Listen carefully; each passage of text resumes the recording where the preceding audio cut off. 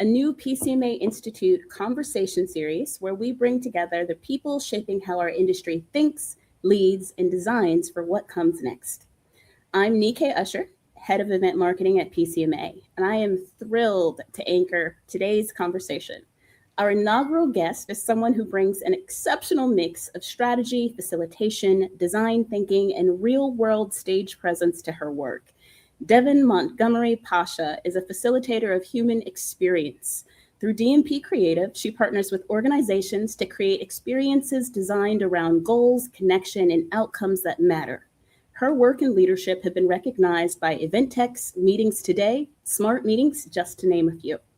I attended Devon's session at PCMA's Business Events Summit earlier this year, and her perspective on the shift from planner to strategist really resonated with me because she made that shift feel practical. It's not about leaving behind the details that make events work. It's about connecting those details to purpose, people, and measurable outcomes. Today, we'll talk about that shift, why it matters now, and Devon's upcoming PCMA Institute cohort from planner to strategist, an applied event design course beginning August 21st. Devon, thank you for being here and for helping us launch this series. I'm so glad to have this conversation with you. I am so excited. I want to say cheers. Thank you for my extra little bit of swag. Cheers. And cheers to everyone who's tuning in. We're so excited to have you join this amazing LinkedIn Live opportunity. So if you are in the chat, I'd love to know where you're joining us from. So say hi, say your city and name. And now, like Nike and the PCMA family, thank you so much for having me and for trusting me to design a new course for education that is really timely for what we're doing right now in the industry. Super, super excited about it. Let's get right into it. Devon, hard question right off the bat. If planner mode and strategist mode were two different coffee orders, what would they be? Wow. Okay. So if planner mode was a coffee order, I think planner mode coffee order is like single shot of espresso, is like, the black coffee from the urn, the brown plastic one in the back. Point effective.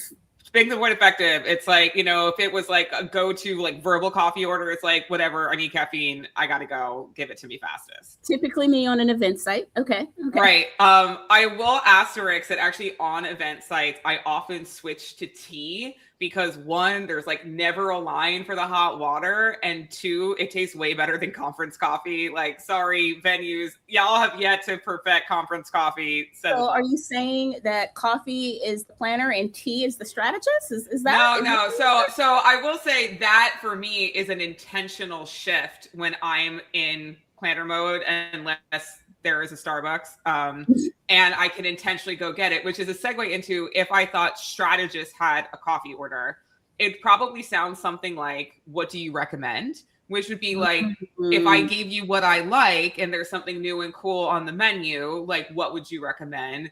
Or like, to me, it's kind of like, am I in a thoughtful, like treat myself type of mode where maybe I can linger over the coffee while I intentionally do something. So to me, it's about intent, or this idea that, for example, like you can tell, like I work from home, this is my home office, but one day a week I go to my other office, which is my local Starbucks. And all the baristas know me by name and they have a table that they know I like. And every now and again, well, it's also because like it's meant to be a third space. So I really like that they are intending for people to come and to stay, and I can have a mug and things like that. But what's interesting is that now they're like, hey, we have a new drink. We'd like to know what you think. So we made like a little one for you to try. Or like, hey, we have a new syrup. And then you're their test market so that it's exactly. And it's really intentional what they recommend for me because they know my like everyday order, which is hot coffee with hot milk and cinnamon. Like it's not blind blowing, friends. All right. But that's what I would say. If we had to make some coffee orders, I think that's, and hopefully kind of draws out what the real difference is from planner to strategist. Okay. Well, let's get into that. When you talk about two sides of the same coin, like how do you spot planner mode? And then what do you ask first when you want to get out of planner mode and act as a strategist? So I think, behavior? Okay, this is what I have narrowed it down to. And this took me a minute because I wanted to really think about like how you could spot it, even if it's like self-awareness of spotting it. And I was recently doing a leadership course and I realized that this was the difference. So I boiled it down to this. Are you reacting to something or are you responding to something? And that was the clearest way I could differentiate the difference between planner and strategist. Is in planner mode, it's like I have the thing, I see the problem, and I react to it. It's like problem solution, that sort of very one-line engineering thinking. And it's like, and it's an immediate response because we don't necessarily feel like we have the time, right? It's immediate reaction. Like I have the problem, I react to it, I find a solution, and I like keep going, right? And it's I often say pivots, not fires. Right. Like, and I think that's what you're getting to. Exactly. And so in the strategist mode, it's like, okay, pause. What am I listening to? What am I hearing is the issue? Or like, what are we hearing is the challenge or the problem? And what tools do I have? And the last part of being able to do a thoughtful response versus immediate reaction is, what was this supposed to do? Like, what was the intention of that speaker or that entertainment or that DJ or that education session? Like, why was it there? And if the problem lies in this, what do we have to still get to the same end point or to create still a positive experience, still always driving towards what we've set as that goal or intention? Like I like say the conscience, like we made this decision with a conscience. Let's go back to that. And a thoughtful response will go to that set of thinking and tools versus a reaction. Yeah. So would you then say that like the point of difference was stopping the reaction and just thinking deeper about what you're trying to do? Absolutely. And we all know that sometimes what I just said, someone's like, yeah, I don't got time for that. And I hear you. And, you know, I've been an event planner. I've been into planning, you know, for 20 years before I shifted more into strategy and teaching. So I've seen it. I've done it. Friends, I promise. Like, you know, I literally can play misery poker with you and we can share stories as the day is long. Like, been there, done that. But it's all of that led up to, I realized there's a lot of moments where I just heard a problem and I reacted first. And that actually can make a problem worse, even though in my head, in that moment, that's like, oh yeah, just do this, fine. And I go moving on. And it's like, ooh, that was not the right answer because I didn't remember there was a conscience to the original decision. And I went to the antithesis of that to solve a potential problem in a quick reaction. And sometimes the quick reaction based on your gut is the right one. You're like, I know I can fix this, or I know who to call. But even if you can take like a box breath, like the difference between like a reactive brain and a responsive brain can be as short as 90 seconds. So just taking that pause, I think we've kind of focused a bit on when something happens on site and the difference between planner and strategist. But like, let's back it up. You're still in planning mode. You're not on site yet. And can you share a simple example of a time when getting clearer on the objective changed the format or the agenda of an event? Because you're talking about like, how do we accomplish this objective, which is what you take back on site when something goes wrong. But when you're planning the event and you're getting really clear on objective, do you have an example of when you've gotten more clarity on one of those and it's actually changed something? Yeah, I think my best example is going to be a version of an answer to your question, but in a way where we learned it the hard way. Someone once said that like failure is a course you pay to take, but you don't pay tuition twice. So I was asking a lot of clarifying questions about a particular part of an event that I was working with a medical school alumni group at the time. It was part of a larger whole. So it was one of like 52 individual event components over 3 days. And there's like, we really want to have this like super sexy, like rooftop Philadelphia reception for this particular group. And Okay. And I'm like, I know exactly the rooftop. We're actually already at the property, so I can roll it into something. I'm already working with them. It just got listed as one of the top 10 rooftop bars in America. Perfect. Like, I got you, boo. Do we know that this group will come to that? Like, do you have any data supporting the numbers? Because if I'm taking one of the top 10 rooftop bars in the nation offline, we have a $40,000 minimum. Yeah. So I just want to make sure you know that, but I don't have any data that supports that purchase. Do we want to do this? And I kept asking for the context. Like, I really want to be thoughtful about this group.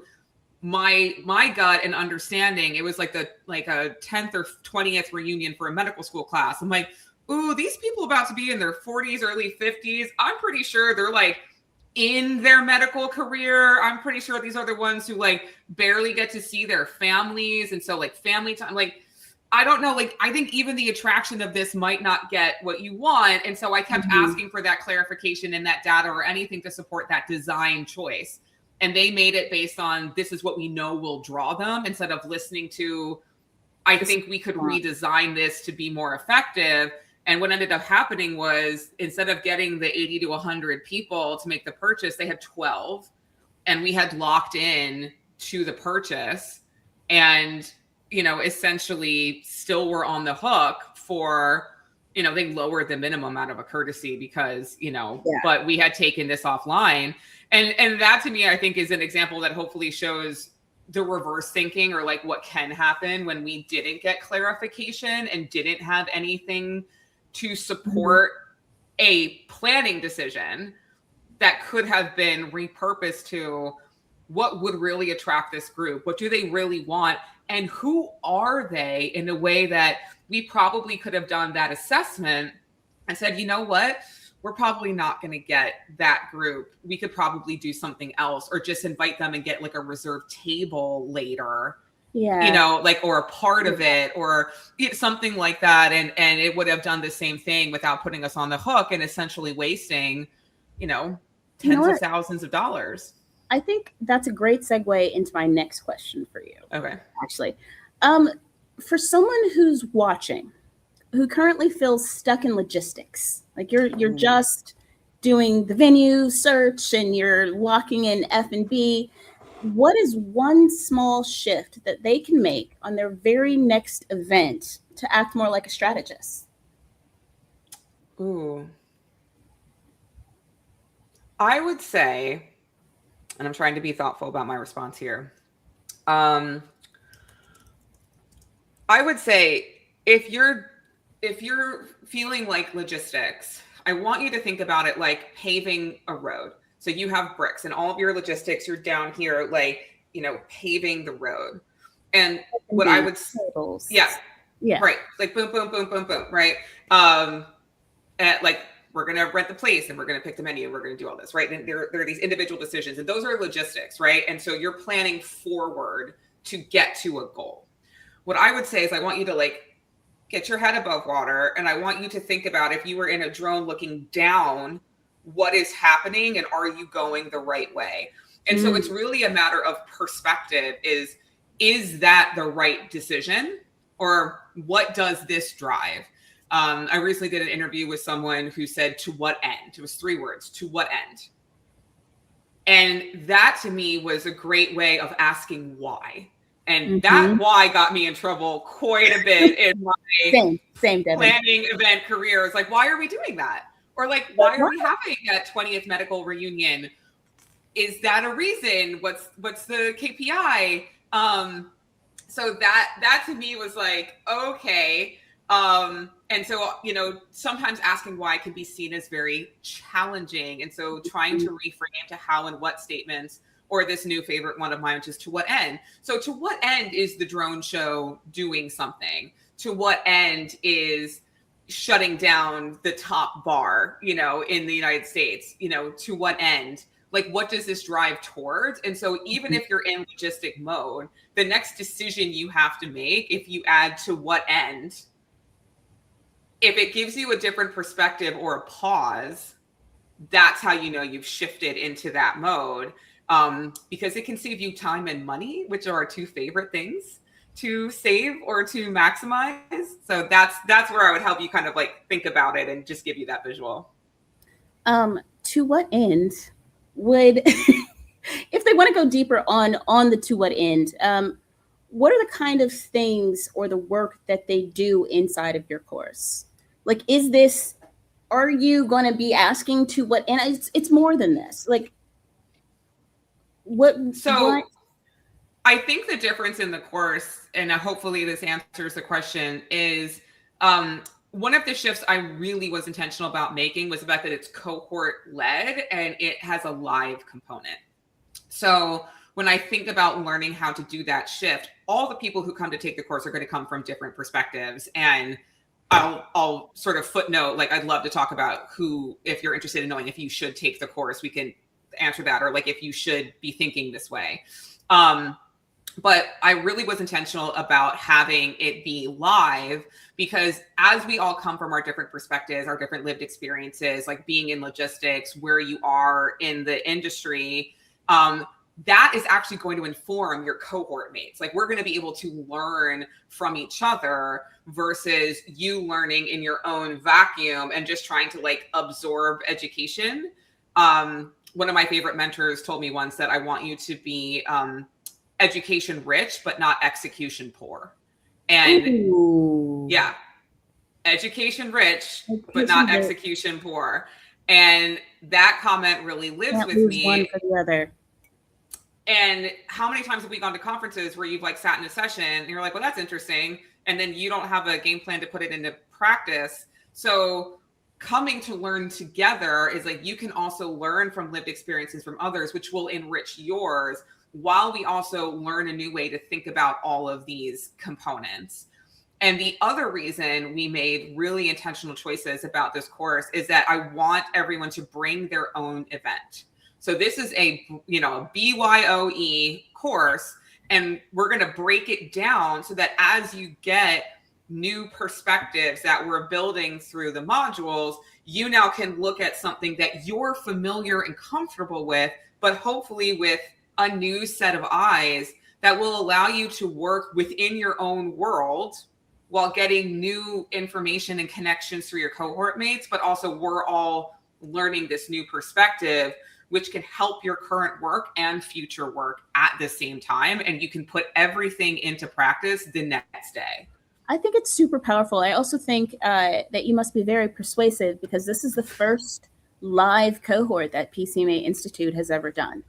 It's definitely trying new formats, which is something that PCMA knows a lot about. But I'm very excited. I know that I had the opportunity to go to what I consider your introductory session at BES. And as someone who has managed an active portfolio of events, I don't know that I had ever looked at it quite the way that you designed it. And the very practical applications that you had, like drawing on a page, was it was engaging in a way to be in a room with other event professionals doing the same thing. And it seems rudimentary, but there is very much so something to say about sharing that experience. Absolutely. And it just goes to show, and what I hope is something reflected, was everything in the course is by design. Everything in the course that we kind of tested and prototyped and beta tested at BES, and like shout out to everyone who came to the BES course. We had so much fun. I got a lot of great feedback about the learning styles. But everything that we do together is intentional and it's intended to do something. So every workbook page, every question, every module, every slide is designed. And what I hope is mirrored is that they understand like what they're sitting in is an intentional design moment, not here's a course. And again, it goes back to when I wanted to design something about moving from planner and like thinking about applied event design, it was so hard to think about how to do that effectively for anyone who wants to learn this. If they're doing something self-paced and just listening to a slide or just reading words, that's not how we learn. We learn best when we get things from multiple angles. So reading something and hearing something, you writing something. We're activating different parts of your brain, and that's going to create stronger connections to the education and really help it like stick. And I'm glad that I was able to be persuasive, and hopefully, you know, those of listening and we're sharing can understand that like this was so intentional for them to have something of value, and that is immediately applicable. Sarah Reynolds in the chat says she was there and it was fantastic. So I'm not the only one giving you this. Hi, Sarah. Feedback. I also see Jen and Tanisha, to what end? Yeah, that struck me too. Like, what's a better way to be strategic than to ask why, but not to get in trouble for asking the word why? To what end? To what end? And I have found over time, and if you've ever heard me speak, you know, I got labeled challenging like real early. I got told I was challenging. I only want something my way. Like I didn't respect my leadership because I questioned them. And it took me a really long time to like, one, not take that personally because, you know, I have feelings. I'm like, that's not what I'm trying to do. Don't hate me. But at the same time, but like, I need information. Like I need context, because I'm seeing something and you're asking me just to do the same thing over and over again, but our group is changing and this demographic is different. And, you know, we have different creative constraints. Like I need to keep asking questions to make sure that, one, I'm spending my time effectively, but also I'm spending my colleagues' time effectively. I'm using my vendors effectively. I'm budgeting effectively. And it really took me like almost all of my career to come up with the fact that why is a challenging statement that people emotionally react to versus how and what is a curiosity question that doesn't come with the same emotional response. Well, I would say, you know, we've talked about what they'll learn from the course. I'm super excited about it. I'm definitely planning on sneaking in this live cohort if I can. But what I'm curious about is who should take the course. Also, just throwing it out there, I see people are in the chat and leaving us comments. Thank you so much. Let us know if there's any questions. We'd love to, you know, have a conversation with you, and we extend the coffee invite to you as well. Absolutely. So cheers. Questions in the chat. And Devon, who is this course intended for? That was also something when I sat in your course. I was like, I would have, you know, as someone that has planned events for, you know, over 10 years, then moved over more into the marketing of said events, and kind of out of the logistics of it. I was looking at it and was like, man, I wish I would have thought like this 5 years ago, 10 years ago, when I, you know, first started. And that's exactly the reason. And that is a great segue into the who. And I know when we first started talking about this, a couple members on LinkedIn had just raised a question like, I don't know if this is for me. And I really wanted to think about like who this was designing for, because again, I think about the who and we design around that. And everyone's lived event experience, whether you're marketing, front of house, back of house, whether you're new to the industry, whether you have 25 years, if you are willing to be open-minded, and if you are willing to learn a new perspective, then the course is for you. If you're, this is how I do it, I'm an expert, I've always been successful, I don't need, you know, like what would I learn? If that's an attitude or a perception, course is not for you. And the way it will be useful is if you're new to the industry, and to your point, I wish I had known this. I wish I had that. That's for you. And I really want to express it to our newcomers or people who have shifted into our industry. We do have a lot of newcomers, but who've been lengthy in other industries. We want you. We want you to come and take this course. We want our seniors to come and take this course, the people who have that expertise, because your lived experience will still inform your cohort mates while you're looking at, maybe you come with more of a business lens or a strategic, looking at it, you know, if you're more corporate, it's like, how do I use this perspective and this knowledge and application to ensure my business events create tangible business outcomes and drive our KPIs, drive our strategic outcomes. Or, you know, if you're looking at this from an association background where it's like, we have a very changing demographic, you know, our association members are aging out, we're not reaching a new generation, this course is for you.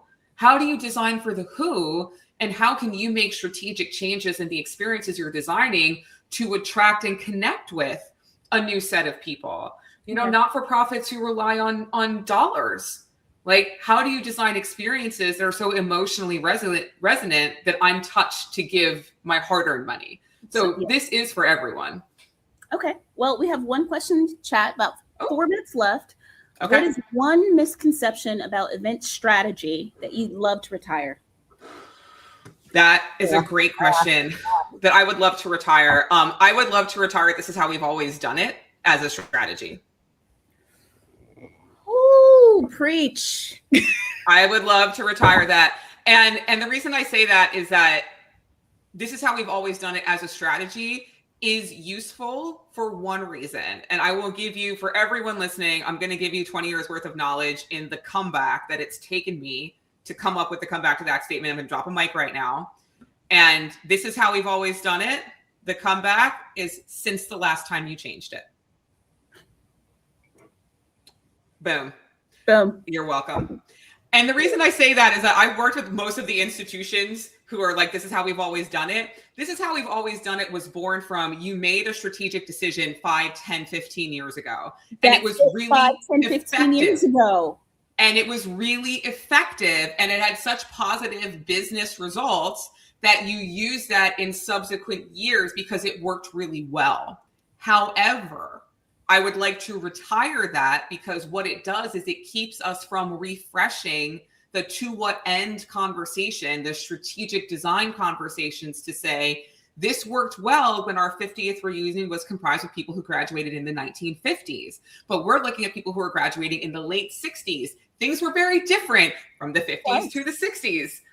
Maybe we need to look at changing our programming to be more reflective of the people to whom we're trying to engage. So this is why I would retire that as a strategy, because that is what is causing your diminishing returns. And if you don't want to be the Blockbusters, Blackberries, and Kodaks of the world, then you need to come take this course and retire that statement. We've talked about that. No coffee was involved in that last chat, though. No. All right, Devon, we've got 2.5 minutes left. Send us out. If there's one thing that you want people to know about this upcoming course, what would it be? So what I hope is evident from our conversation is that I'm very passionate about this because this was something I wish I had known. And as I learned it, and as I was like, oh, I do kind of think like that, but didn't have the language to be in the room or to shove my foot in the door and drag my own gosh darn chair to the table. Like, I wish this upon everyone.